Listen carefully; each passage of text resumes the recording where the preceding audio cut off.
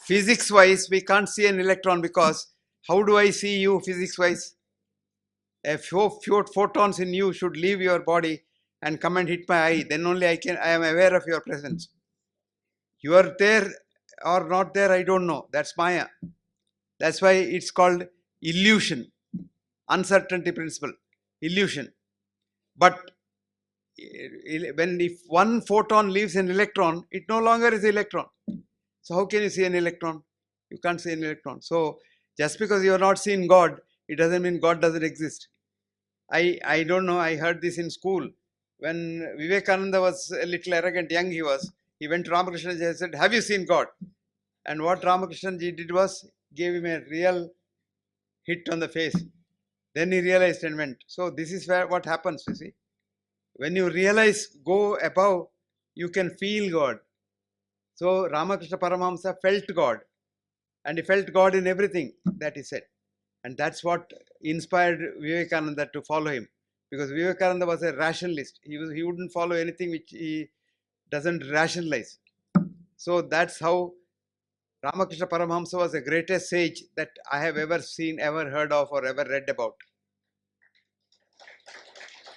And Vivekananda was the most faithful Shishya that I would like to be of any master.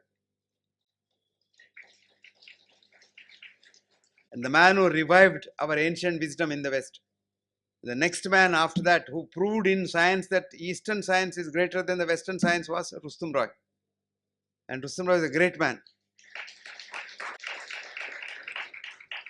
So he was saying in the meeting that I have not seen an electron, but I can feel an electron. And because I am a Western scientist, I know the hollowness of the Western science. Outside people don't know. If you want to know what science, Western science is, read this book, write down. It's called The Golem. Golem, G-O-L-E-M. G for God, O for Orange, L for London, E for England, M for Mother. Golem. You know what Golem is? Any Malayalis here?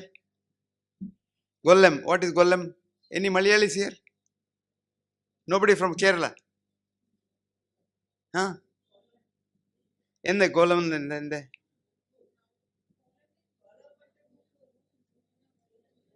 Golem. Scarecrow. You know scarecrow? Have you heard of scarecrow? The figure they put in a building and all. So science is created as a scarecrow to frighten the colonies, to keep them under their thumb. So today you see, the minute the Americans say it's science, you believe it. Otherwise you say Ayurveda is not science, you don't believe it. Because Americans don't think Ayurveda is science, so they say it's not science. So what is science? Golem. And science has become a greater religion than all the religions put together. Read this book. Science Set Free. The book's name is Science Set Free. Written by one of the greatest scientists the world has seen. Another greatest scientist. His name is Rupert Sheldrake in Cambridge. Rupert Sheldrake. You know Sheldrake, a biologist. Science Set Free. He says science is under clutches. Set it free. Then only you can progress. You're not progressing now because science has become a more dogmatic religion than religion. So that is how. What is religion? Religion, what does it mean? Join again.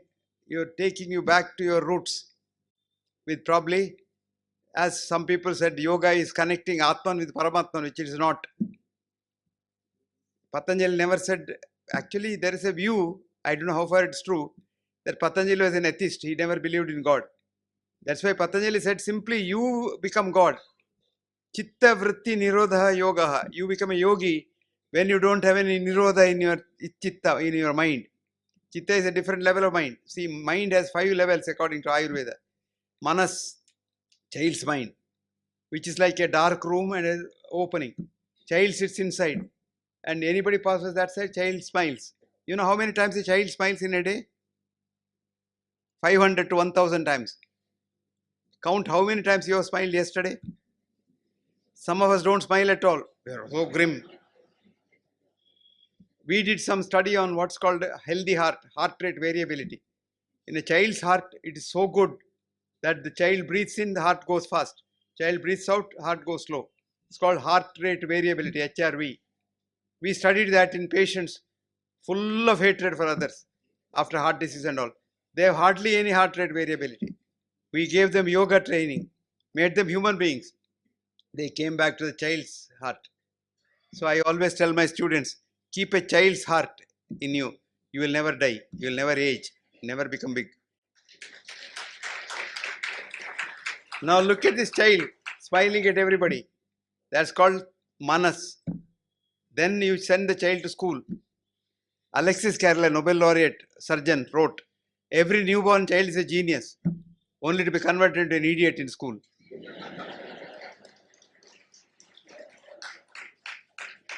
No, in school you want everybody to be same, because that's the industrial revolution time in England. You wanted simply unquestioning, unthinking people to work in the factory. Suppose they question, they say, why am I working on this machine? Then you are in trouble. So he should simply work, because you tell him to work, he works. Teach him to work, he works. That's the education system. That's we inherited from the British.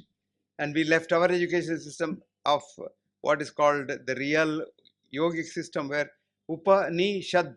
Upa is close, ni is the vacuum you take, shad is sit. So sit down by the side of your teacher with that vacuum, the anxiety, the appetite to learn, and you learn from him, sitting very close to him. That has gone. Gurukula system, which was where the student really follows the footsteps of the teacher. You know how Vivekananda sits by the feet of Ramakrishna and just absorbs Ramakrishna's thinking and thoughts and makes it his part of his life. That is a real education. Here it's not like that. In school we want everybody to be alike. You can never make two human beings alike. There are no two human beings are alike in any way. That's why I said some people hate and then still thrive and live long. Some people hate and die. So children, now what is happening in the school now? A for everybody child should say apple. B for bat. C for cat. Now this is the wrong education. If you ask a child, two children, A for what? One will say something else. One will say something else.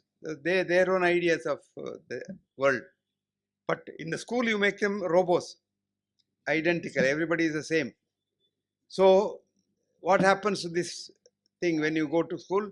You are told something which you inherit, you put into your head. It's called buddhi. So the next level of mind is called buddhi. So you make the child an idiot, it becomes buddhi. Then there is another level, the third level is called chitta, above the buddhi, where aham comes in. Like for example, this child sitting there, Swamiji passes there, smiles. B.M.Hegde passes there, it says, that rascal B.M.Hegde I don't like. Now that is because buddhi tells B.M.Hegde is a bad man, Swamiji is a good man. So that chitta is a level where you start hating. That's why Patanjali said chitta, that level, vritti, that hatred, nirod. Don't put government nirod, it leaks. So put the yogic nirod so it doesn't leak. So chitta, vritti, nirodha, yoga. So what's the next level? Viveka. So people say, okay, you don't like B.M.Hegde, forget it. Let him go to dogs. What are you worried about? Why are you spoiling your peace of mind? That's the level. It's okay. Most of us come to that level sometimes. But that's not enough, because you should not have that attitude at all. Purusha, the next level is called Purusha. From the Purusha, if you go up, further up, Purusha Shrestha Ishvara, you become really God. Ishvara is not God. Ishvara is one who is Sthita Prajna, one who is one with the surroundings. So if you see B.M.Hegde going there, you must say, okay, he has come from Mangalore, poor fellow. It's already 2 o'clock. Whether he's had lunch or not, I don't know. So let me call him inside. You call him inside your house, give him a warm meal, make him comfortable. That's called the Ishvara level. You are absolutely Sthita Prajna. And that's exactly what you should become. You are a yogi. So this is how you elevate your mind from manas to Ishvara. And that's how yoga teaches you how to, what Swamiji was now telling about how the mind can be changed by yoga. That's exactly what it is all about. So it's not about God.